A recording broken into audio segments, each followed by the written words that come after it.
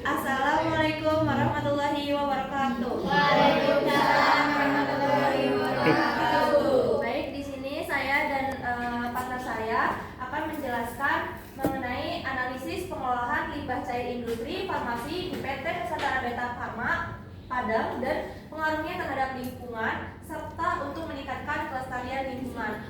Sebelum masuk ke materi, saya akan memperkenalkan terlebih dahulu. Di sini ada saya Zahra Nur Fadilah dan di samping saya yaitu Rabiha Nur Sabina. Baik, selanjutnya kita lanjut ke materi.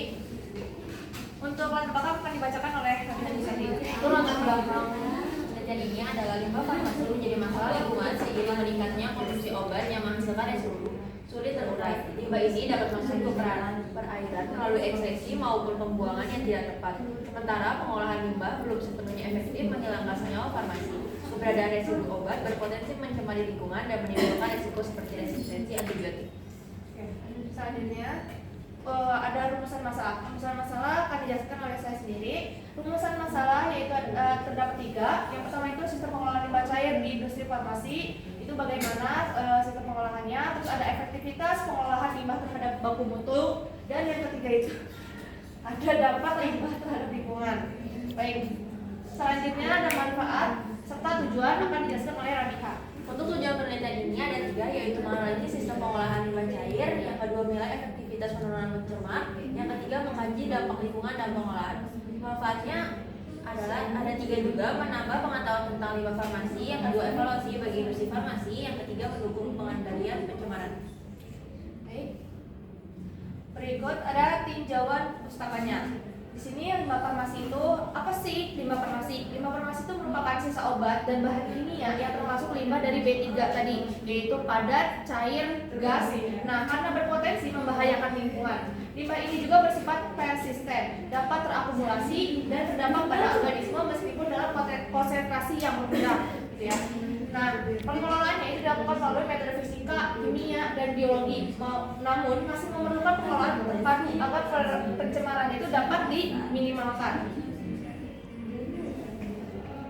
Lanjut ada metode penelitian. Di sini metode penelitian akan dijelaskan juga oleh saya, yaitu yang pertama ada metode survei dan observasi lapangan. Yang kedua ada pengambilan sampel di IPAL dan sungai. Yang ketiga ada analisis parameter TSS, BOD, COD, pH, nitrogen, dan fenol. Yang keempat ada analisis data yaitu berupa deskriptif dan uji statistik ANOVA.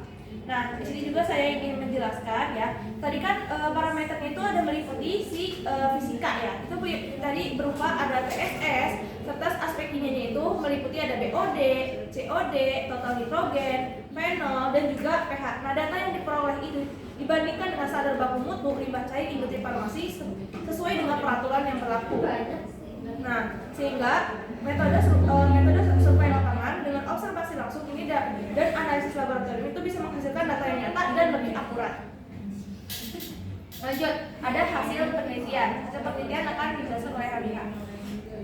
Hasil penelitian tersebut adalah penelitian menunjukkan bahwa pengolahan limbah di IPA PT Nusantara Beta Pharma efektif dalam menurunkan parameter TSS, BOD, COD, total nitrogen dan fenol serta pH hingga memenuhi baku mutu. Namun pada sungai Batang Anai masih ditemukan nilai COD dan BOD yang melebihi baku mutu sehingga menunjukkan adanya pencemaran. Hal ini mengindikasikan bahwa pencemaran tidak hanya berasal dari industri farmasi tetapi juga dari sumber lain seperti limbah domestik dan aktivitas lingkungan sekitar. Baik, saya izin menambahkan untuk jurnal pertama yang kita review itu mempunyai kelebihan maupun kekurangan. Kelebihannya itu terletak pada penggunaan parameter lengkap dan uji statistik. Tetapi kelemahannya juga ada, yaitu lokasi penelitian yang terbatas dan kurangnya detail jumlah serta frekuensi sampel. Jadi jurnal pertama itu lebih unggul daripada jurnal yang kedua karena jurnal pertama itu lebih langsung survei ke lapangan gitu. Sedangkan jurnal kedua itu lebih ke teori aja terus. Terus lanjut ke pembahasan ya.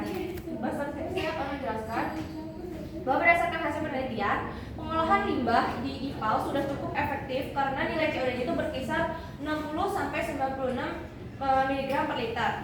Dan BOD-nya itu sekitar 12 sampai 15 mg per liter sehingga masih memenuhi baku mutu atau masih termasuk sesuai standar gitu. Terus namun pada Sungai Batak Anai ditemukan nilai COD dan BOD-nya itu melebihi batas, yaitu di atas standar yang ditetapkan. Hal ini menunjukkan bahwa pencemaran masih terjadi di perairan dan tidak hanya berasal dari industri farmasi, tetapi juga kemungkinan dari limbah domestik dan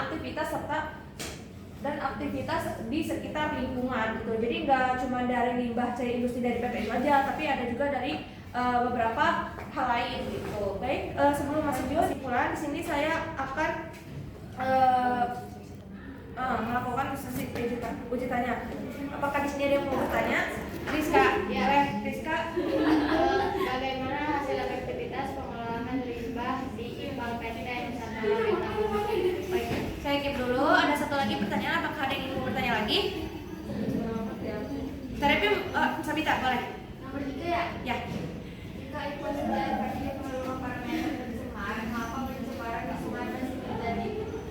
Baik, untuk pertanyaannya saya keep dulu dan akan dijawab oleh Rekan Nusadina. Dari pertanyaannya tes lebih dulu ya.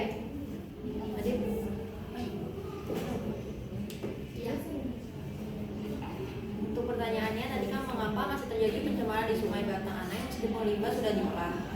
Yaitu jawabannya, pencemaran masih terjadi karena nilai COD dan BOD di sungai melebihi baku mutu.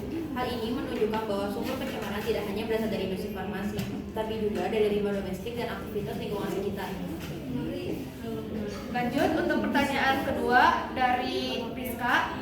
Tadi kan pertanyaannya bagaimana sih hasil efektivitas pengolahan limbah di IPAL PT Nusantara Beta Pharma ini? Saya ingin jawab. Jadi pengolahan limbah di IPAL ini terbukti efektif karena mampu menurunkan kadar pencemaran seperti tadi TSS, BOD, COD, terus nitrogen, fenol dan juga pH sehingga memenuhi baku standar yang ditetapkan oleh PT tersebut gitu. Intinya kita lebih meminimalkan lah atau kalau bisa ada pencemaran ya harus memenuhi standar, jangan sampai melebihi karena dapat membahayakan lingkungan sekitar gitu.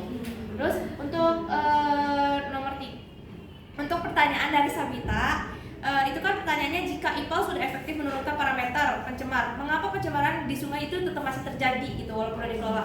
Nah, meskipun IPAL efektif untuk pengelolaan limbah cair ini, pencemaran di sungai tetap terjadi karena adanya sumber pencemaran lain seperti limbah domestik yang tadi saya sudah jelaskan, aktivitas pertanian ataupun industri lain yang di sekitar lingkungan situ. Nah, selain itu juga kemungkinan juga terdapat keterbatasan teknologi IPAL dalam menghilangkan senyawa farmasi mikro atau micropollutants yang tetap berdampak meskipun kadarnya itu kecil. Jadi kita walaupun punya teknologi IPAL sebagai mencegah si limbahnya itu berkurang, itu kita harus meminimalkannya dengan cara lain seperti senyawa farmasi mikro atau micropollutants. Apakah bisa dipahami untuk jawabannya atau penjelasannya? Bisa. Oke. Baik, terima kasih untuk yang sudah bertanya. Mohon maaf apabila ada udah nanti gampang gitu aja. Baik, untuk kesimpulan di sini akan disampaikan oleh Rabihan Nusadina. Untuk kesimpulan dan saran, yaitu pengolahan limbah cair industri farmasi mampu menurunkan kadar pencemaran sesuai baku mutu, namun belum sepenuhnya mencegah pencemaran lingkungan perairan.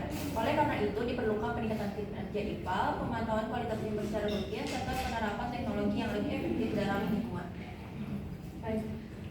Baik, sekian presentasi dari kelompok kami. Mohon maaf apabila ada kekurangan maupun kesalahan kata. Terima kasih. Wassalamualaikum warahmatullahi wabarakatuh.